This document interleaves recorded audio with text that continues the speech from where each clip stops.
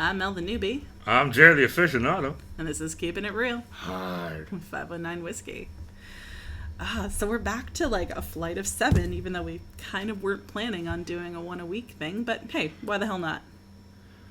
No, that was our one a day motto. Now we're just doing one podcast a week. I got greedy and grabbed down 7 bottles. We could have did 10 if you wanted, but I also want to go for a walk after this. Not a stop. My liver, you know. My freaking liver. I mean, we're also drinking whiskey with our whiskey, and you also have a beer. So this is your reminder to drink responsibly, folks. Don't be afraid to call an Uber if you take my advice. So what have we got today? Anyway, on today's docket, we've got Copperhead Iron Cat El Maguin Moonshine, because it's not even real whiskey.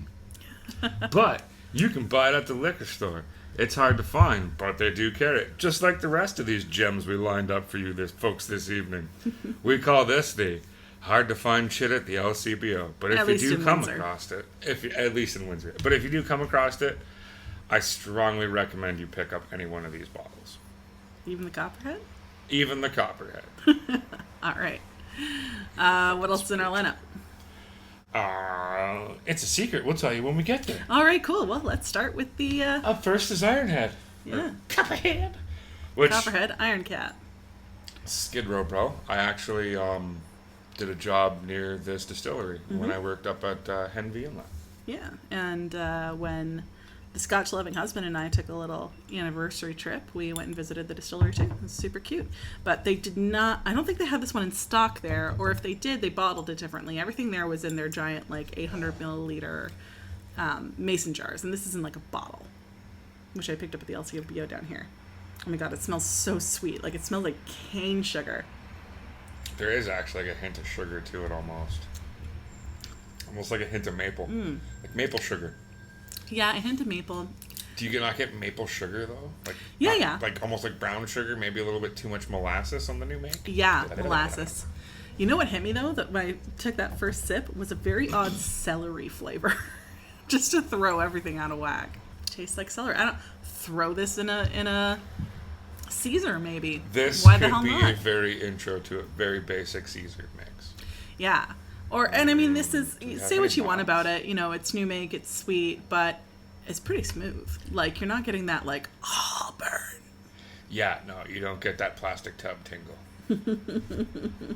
Clear, that's where this is born and raised. Legal moonshine, safe moonshine. Your chances of going blind are extremely low. Yeah, no, on the second sip, it's a decent little sipper, especially if you're balling on a budget. This bottle comes in south of $40. Oh, for sure. Strong recommend there as well. Price point is where it's at. Copperhead wins price point. There you go. And you're supporting a small Ontario distillery.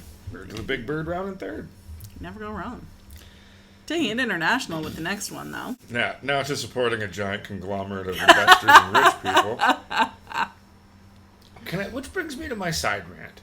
I've come to the conclusion I'm not a terrible person, but I asked somebody this question today, and it actually took them back, and then it helped me make my decision.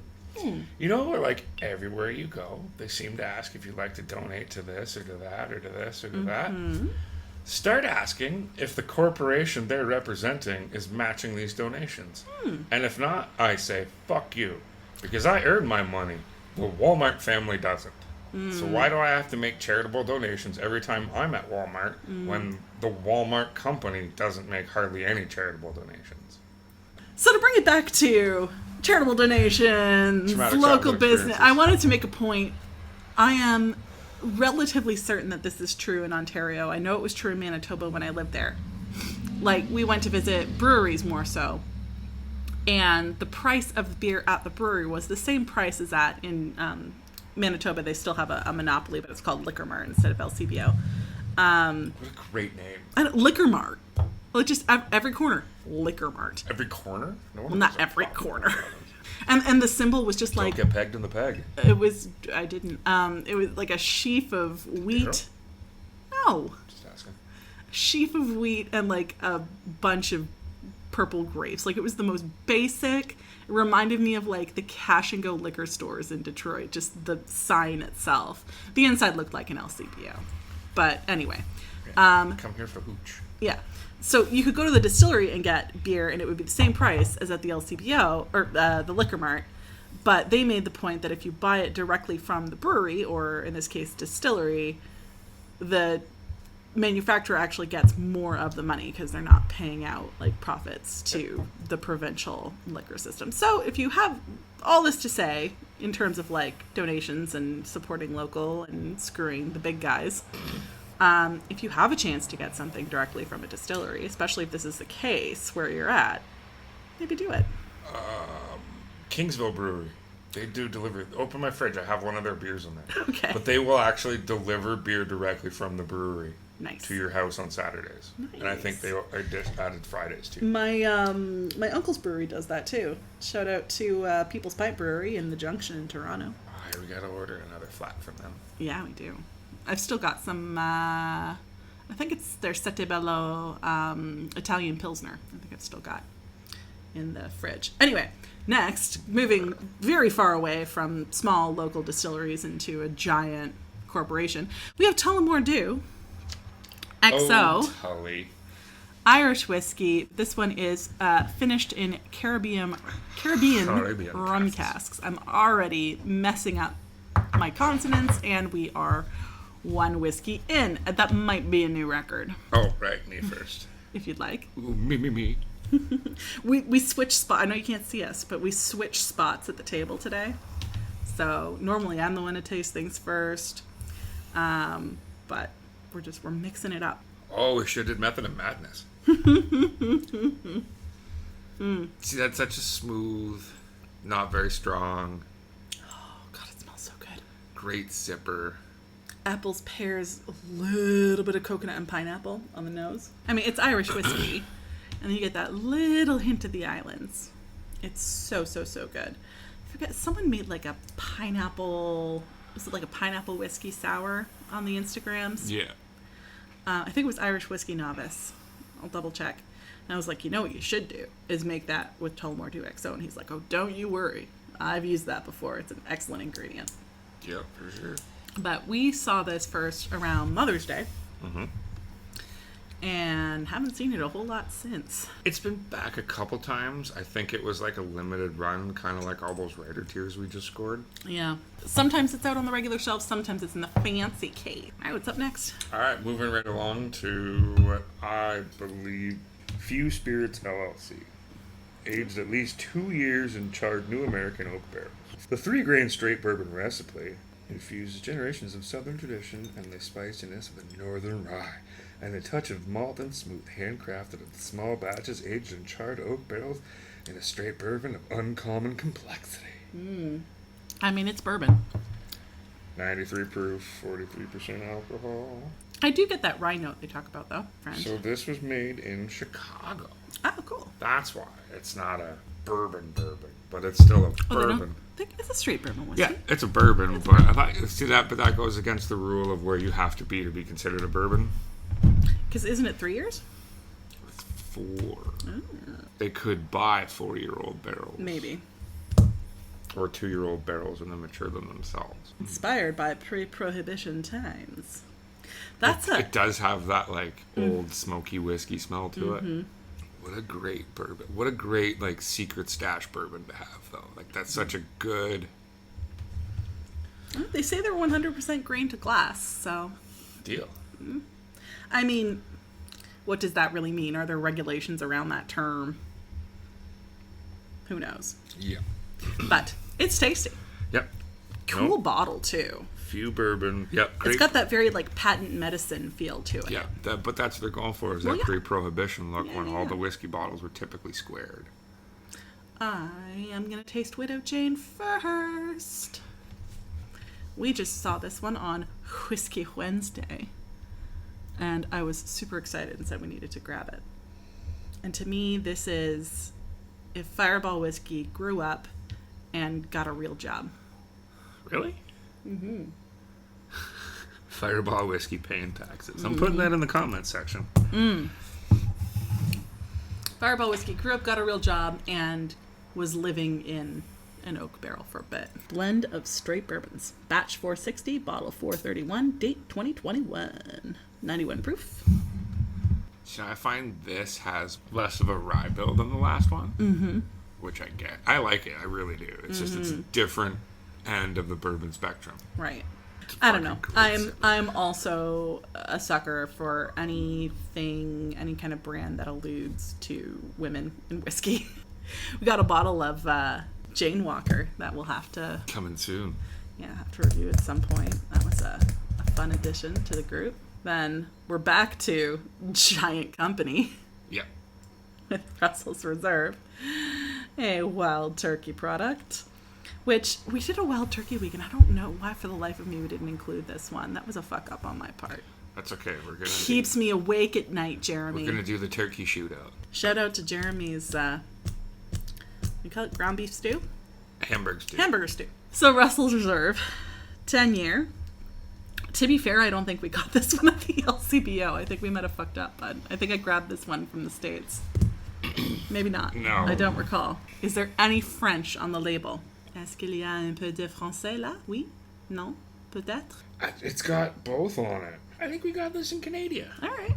Yeah. All right, Russell's Reserve coming in hot. It's a wild turkey product, so it smells like wild turkey products. It does. There's no disputing that. No.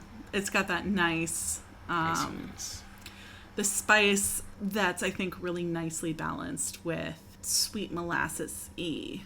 I mean, like you say about all wild turkey products, it tastes the way bourbon should taste. It is like the goalpost. It's just another definition of like how good bourbon should be, because because the other big guy kind of had a slight falling from grace this year, which I'm unfortunately sad about to hear. Oh. But I think that the market finally caught up with it, and now Buffalo Trace? Yeah. It's like super bougie to drink Buffalo now. Yeah, and they're not even releasing Stag Junior this year. They weren't happy with the product. Weren't they? Is that what it was? Yeah, apparently. Which means they're just pumping out more Buffalo Trace then. I guess. Maybe, who knows? It's a huge distillery, and there's some very intelligent people that are running it. But Russell's Reserve, great bourbon. All the spicy notes you're looking for. Just enough heat, coming in at 94 proof, 92 proof. Which makes her 90 proof. 90 proof, so 45. 45. I prefer a 45, between a 45 and a 50. I like stuff a little bit hotter, but I don't all the time. Kind of got to be in the mood for that, like But no, this is a great little sipper. We've got one of your favorites up next. She threatened me with a good time. This is the Jefferson's Reserve, a very old Kentucky straight bourbon whiskey, a very small batch. You go ahead. I know what that thing tastes like. Ooh.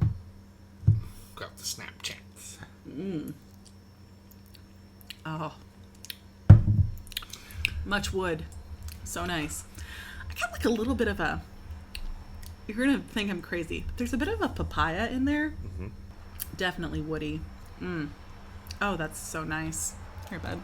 That's a special. In bottle. my notes, I'm not done drawing hearts around Jefferson Reserve yet. Like, you don't share this one with just anybody. Negative Ghost Rider. So I'm pleased and honored that you're sharing it with me today. This was a part of our big St. Paddy's Day haul. Was it? Yes. Nice. That was the bottle I stuck in under the radar. Under the radar. At $85. No, but that was the day we scored 15 Lastal, Green Spot, Yellow Spot, and that was also there too. Damn. It was a good St. Paddy's 2021, man. Nailed it. Going Versus down 2020. in history. Wow. I mean, I don't even know what I did. No. I had, what I thought was COVID and turned out to just be another really horrible virus. That's what I did St. Paddy's Day 2020. I hung out here with my mom in Skankzilla, and we watched. We drank. I had lots of the Irish. We watched the Boondock Saints. Which Irish George did you have came here? over and got completely dickered. Wow. You give George any brown water and look out. Shout out to listener number 5. Yeah, no, we were into the Irish pretty good, though. I got the Redbreast 12 out at one point. But, we gotta get another bottle of that, bud. Feels like our collection is incomplete without it. That, and we're out of Nectar's bourbon. That's right, you killed that one. Hashtag Bottle Kill Sunday. Bottle Kill Sunday. Sunday, Bloody Sunday. Anything else you want to say about Jefferson's I gotta Reserve? try it still. Yeah. We're just podcasting away here. My goodness, the Glencairn is empty. To absolutely no one's surprise. I don't want to say anything. It's just too good. I don't want to fuck it up. No, that's a bucket list bottle, kids. Like, if you're kind of new to whiskey, or even if you're into whiskey and you've never tried Jefferson Reserve, what are you doing with your life? Reevaluate your priorities. It's out there. You can find it. It takes a little bit of looking. Follow the Whiskey and the Six. I don't know how those guys do it, but they have like a little bit of everything, and I got mad props for them. Yeah, for sure. But I mean, keep an eye too on the LCBO website, and just you can favorite things that you want to try, even if they don't have it in stock. And you just check your favorites list every so often. Yep. See if there's any near you, or shout out to the LCBO app. Yeah, sometimes I click the list of like, let me view the inventory in all stores, and if there's none in Windsor, then I'll check around where our friend Brian lives. Be like, Brian, please buy this and bring it the next time you visit. Yeah. Helps to have a friend in the GTA.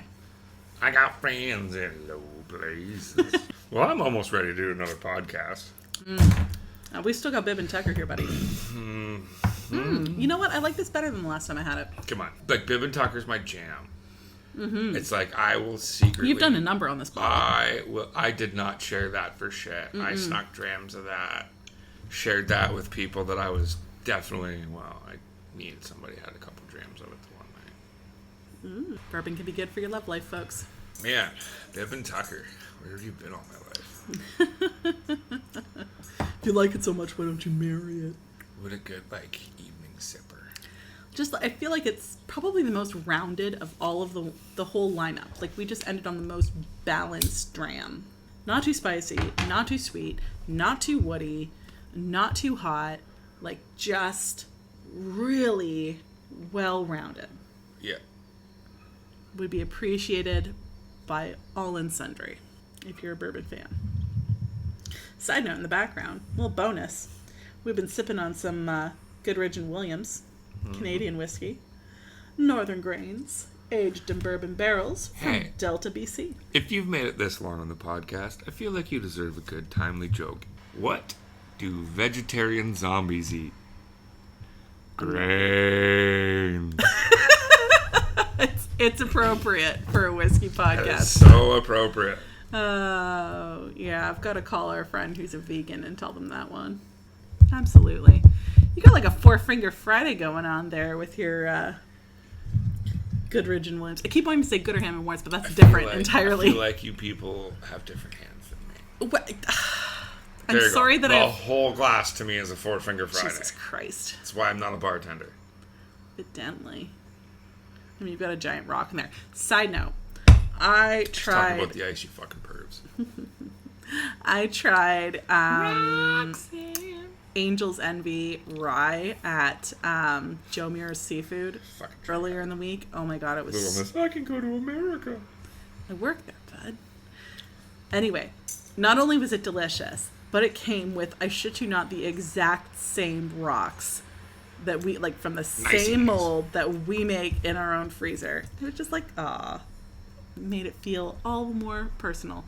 But I swear, I'm going to hunt down a bottle of, you know what's going to be under the Christmas tree for you, my friend. That. Because that rye is amazing and we need it on our shelf. Oh. I was super hoping for a bottle of Michter's Bourbon 10-year. But that'll work. It's highly unlikely I'm going to be able to find it. Well, I guess we're going to Kentucky, damn it. As soon as we can, we'll make it happen. One of us can go tomorrow. We can be there by dawn if we left now. I'll come to work with you. What's this we? Why can't I come? You can't come with me. Yes, I can. I have my fucking vaccinations. You're not an essential worker. Too bad. Let me clarify. You're not employed by an American company. You are completely essential, buddy. I wouldn't appreciate whiskey if it weren't for you. Therefore, you're essential. hey, dump this. And let's do this little, like, infinity glass situation we've got going on You need here. an ice cube for it, though. I don't trust it. You don't trust it? Oh, it's been diluted enough. You're deluded. You're deluded. Clearly.